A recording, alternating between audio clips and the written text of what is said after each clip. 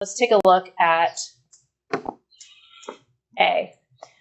All right, so what I like to do is I like to draw a line where the arrow is because you're trying to balance the left and the right side. And then we don't really have much room here, but I like to put blanks in front of each substance, and that's where I put my whole numbers to balance. So I'm going to highlight some things as we go. You don't have to highlight things. I'm just going to do it to emphasize some things, okay? I have a sodium atom on each side. Agreed? Okay. Let's go to chlorine. I have 2 chlorines on each side. I have 2 chlorine here, and I have 2 chlorine here. I don't need to put any coefficients in front of anything to balance it because it already is. So if you don't need to put any coefficients in, it is already implied that there is a 1 there, okay? When I go to letter B, I'm going to draw my line down the arrow. And then what I'm going to do is I'm going to put my blanks in here in front of each substance. And I'm going to start highlighting some things. I'm going to highlight the silvers. I have 1 silver atom on each side. I have 1 potassium atom on each side. I have 1 bromine atom on each side. For the polyatomic ions, wrong color.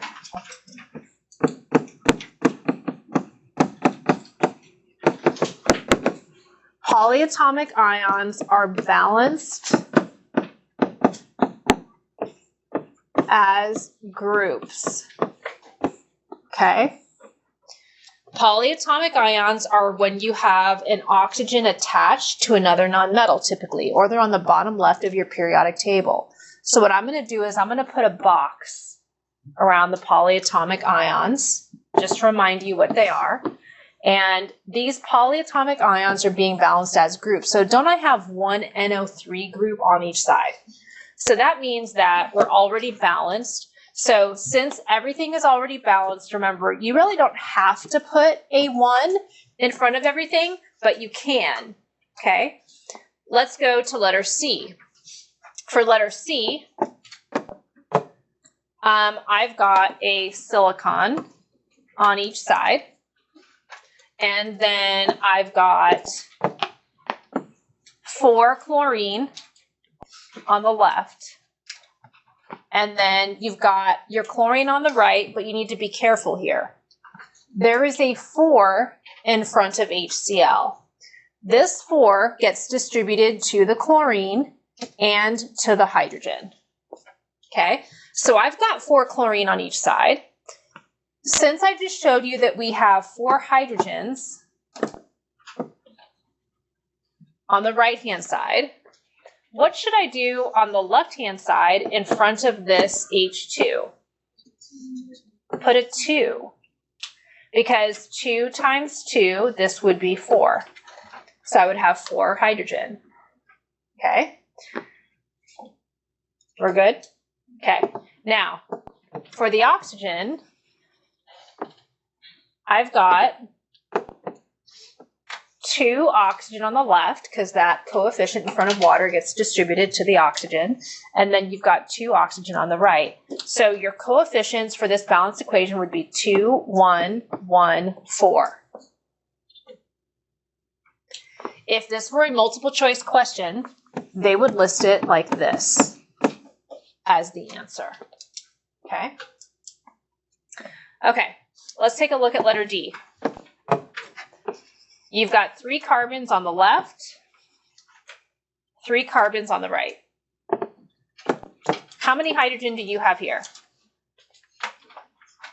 8. Okay. How many hydrogen do you have here on the right? 8. Yeah, because there's a 4 in front, so 4 times 2 would be 8 hydrogen. Okay. Now, I'm going to make a note. Anytime you have O2 alone, so I'm going to make a note that when O2 is present, that means not in a compound, but when it's alone. You want to balance it last. It will help you, okay, if you balance it last. What I mean by that is, if you take a look over here on the right-hand side, don't I have oxygen in 2 different places? I have it here. How many oxygens are here? Careful. 6. Okay. How many are here? 4. Because there's a 4 in front, so the 4 gets distributed. So what is 6 plus 4? 10. So we have 10 oxygen on the right-hand side. Okay. So if I have 10 oxygen on the right-hand side, do I have enough over here? Yeah, because 5 times 2 is 10. Okay, so that's balanced, and your coefficients here are 1, 5, 3, 4.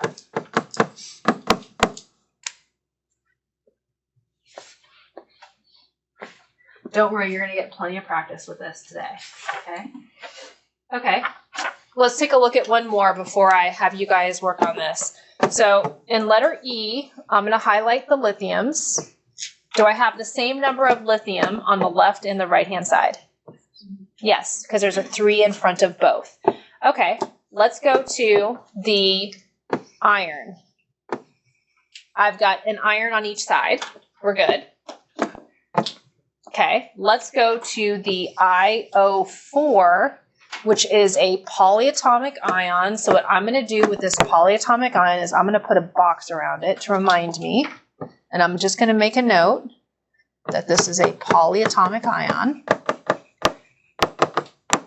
So we balance it as a group.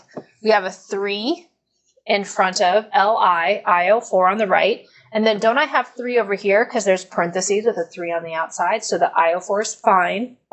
And then lastly, I'm going to highlight the OHs. OH is also a polyatomic ion. This is hydroxide. Hydroxide's on the bottom left of your periodic table. I have 3 hydroxides on the right, and then there's a coefficient in front of the LiOH, so there's also 3 hydroxides on the left. Your coefficients are 3, 1, 1, 3.